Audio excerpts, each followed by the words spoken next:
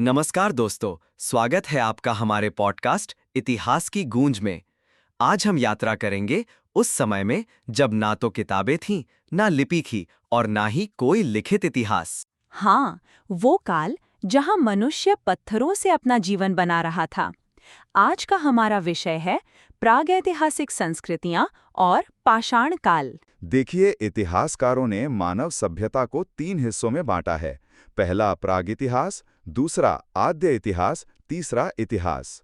प्रागैतिहास का मतलब है वो दौर जब मनुष्य ने लिखना ही नहीं सीखा था। कोई लिपि, कोई दस्तावेज नहीं। फिर भी यही वो समय है जब मानव सभ्यता की नींव रखी गई।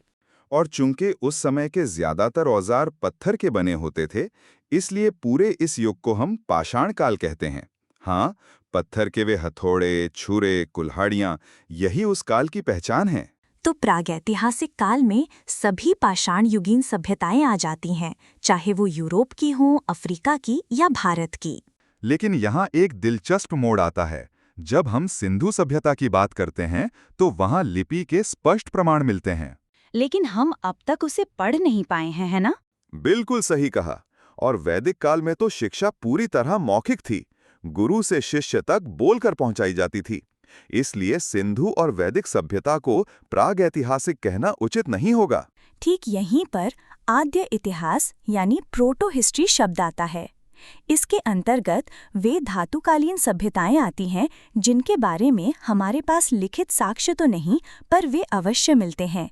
मोहरें, मूर्तियां, टीले। और जब लिखित साक्ष्य साफ-साफ मिलने लगते हैं, जैसे अभिलेख, ताम्रपत्र, शिलालेख, उस काल को हम ऐतिहासिक काल कहते हैं। भारत के संदर्भ में ये काल लगभग ईसा पूर्व 6ठी शताब्दी से शुरू होता है।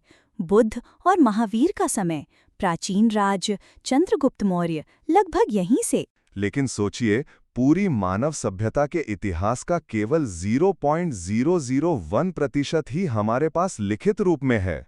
हाँ, यानी हजारों सालों की कहानी हमें केवल उन पत्थर के औजारों, हड्डियों, मिट्टी के बर्तनों और गुफाओं की दीवारों पर बनी रेखाचित्रों से जाननी पड़ती है। इतना सब कुछ जानने के बाद एक बात साफ हो जाती है। उस आदि मानव ने कोई अक्षर नहीं छोड़ा, लेकिन वो छोड़ गया अपनी कल्पना, संघर्ष और उपलब्धियों के निशान।